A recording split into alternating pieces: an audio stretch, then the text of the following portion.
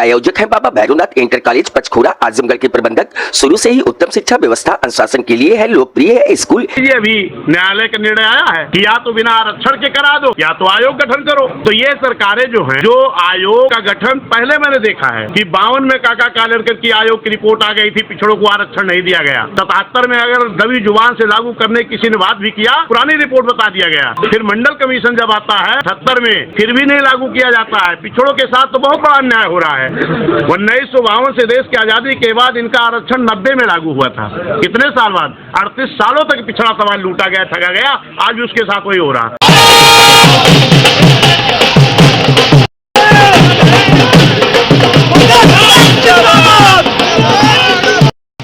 नगर निकाय चुनाव में पिछड़ों के आरक्षण पर कोर्ट के फैसले के बाद बसपा प्रदेश अध्यक्ष विश्वनाथ पाल के आजमगढ़ में आगमन पर कार्यकर्ताओं ने गाजे बाजे के साथ स्वागत।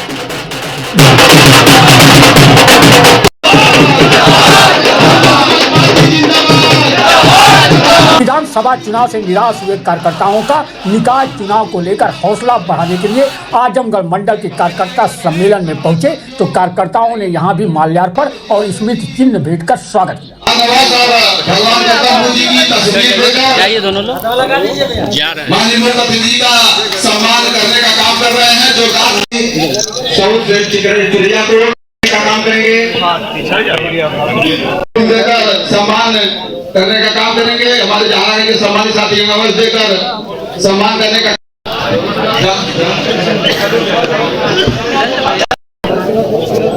श्री विनोद कुमार जी मऊ बीटी से साथियों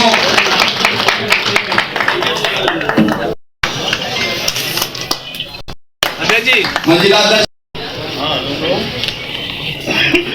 ठीक है, जरा सा सही सिस्टम से खड़े हो जाए, सबका फोटो भी आ जाए।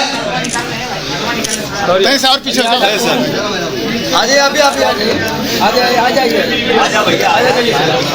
प्रदेश अध्यक्ष विश्वनाथ पाल ने पार्टी से दूर हुए पिछड़े वर्ग को जोड़ने के लिए आरक्षण का मुद्दा उठाते हुए अब तक की सरकारों को घेरा।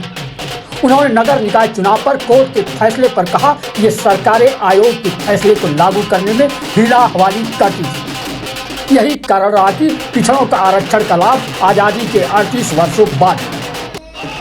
इस दौरान बसपा प्रदेश अध्यक्ष ने कहा कि जनता को अन्य दलों के लोगों ने गुमराह किया कि बसपा भाजपा की बी थी, मगर आज सबके समझ में आ गया है कि कौन किसकी बी थी। उन्होंने कहा कि आज नगर निकाय चुनाव को लेकर कोर्ट का फैसला आ गया है। ये सरकारें आयोग की रिपोर्टों को लागू करने में हिला हवाली करती चली आई। इनके कारण सभी लोगों को आरक्षण का लाभ देर में मिला। आगे क्या कहा यह भी सुनिए। समाज पार्टी की राष्ट्रीय अध्यक्ष बहन कुमारी मायावती जी, जो हमारे पूर्व मुख्यमंत्री हैं, माननीय बहन जी ने एक कार्यकर्ता को प्रदेश अध्यक्ष की जिम्मेदारी सौंपने का काम किया, इसलिए बहन जी का बहुत बहुत आभार प्रकट करता हूँ, धन्यवाद देता हूँ। और जिस दिन से मुझे अध्यक्ष बनाया बहन जी, उसी के 2 दिन के बाद से लगातार मेरा कार्यक्रम चल रहा है। मैं अभी देवी पाटन मंडल, फैजाबाद मंडल से शुरू हुआ था, फिर बस्ती मंडल, गोरखपुर, आजमगढ़ में अपने कार्यकर्ताओं के बीच में जा करके, क्योंकि ये जो विधानसभा का चुनाव हुआ था, इस चुनाव में हमारे कार्यकर्ताओं को गुमराह करने का काम किया गया था।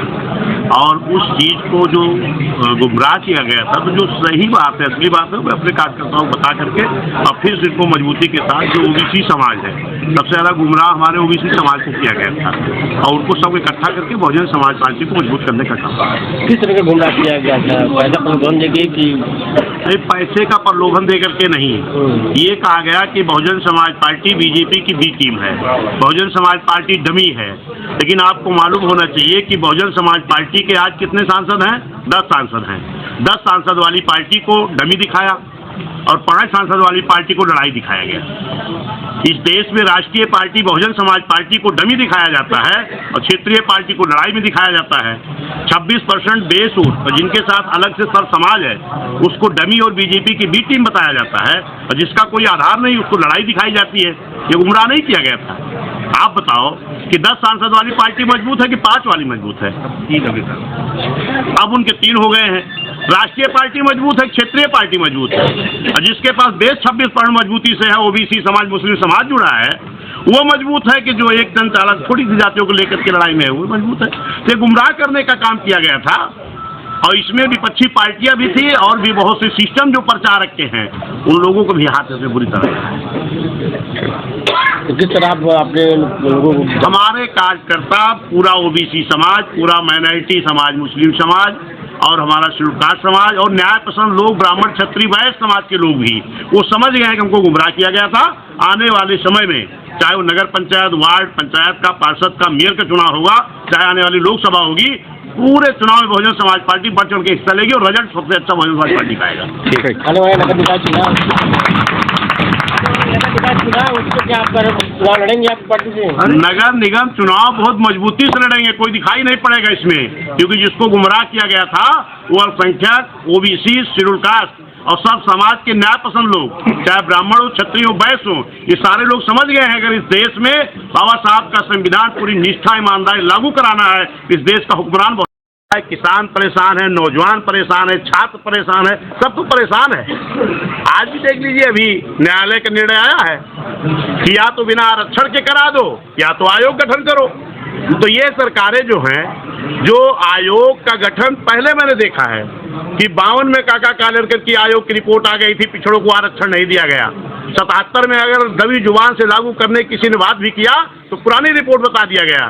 फिर मंडल कमीशन जब आता है 78 में, फिर भी नहीं लागू किया जाता है। पिछड़ों के साथ तो बहुत बड़ा अन्याय हो रहा है। 1952 से देश की आज़ादी के बाद इनका आरक्षण 90 में लागू हुआ था। कितने साल बाद? 38 सालों तक पिछड़ा समाज लूटा गया, ठगा गया, आज भी उसके साथ वही हो रहा। और ये न्याय सर्व समाज को तब हो सकता है जब इस देश की हुकूमत बहुजन समाज के हाथ में आएगी। कानून व्यवस्था सब आप देख ही रहे हो, सब चौपट है। जब हर व्यक्ति परेशान है, कानून व्यवस्था क्या है? अभी हमारे रायबरेली में एक पासी समाज के बेटे को पुलिस में उनको पीट पीट करके मारा गया। पलटियां हो रही, परेशान हो रहा, क्या कानून चल रहा है? कोई कानून का राज नहीं, जंगल राज कायम है, हर तरह के लोग परेशान हैं। ये तो आपको भी दिखाई पड़ रहा होगा। सर, नगर निकाय चुनाव में किस पार्टी से टकराव रहेगा? किसी से टकराव नहीं रहेगा। जब हमारा अल्पसंख्यक समाज, पिछड़ा समाज, पूरा शेड्यूल कास्ट समाज, न्याय पसंद ब्राह्मण, क्षत्रिय, वैश्य लोग, सभी लोग समझ रहे हैं कि पीछे चुनाव धोखा हुआ, सब एक होकर बहुजन समाज पार्टी के साथ है, तो लड़ाई किससे रहेगी? ठीक है।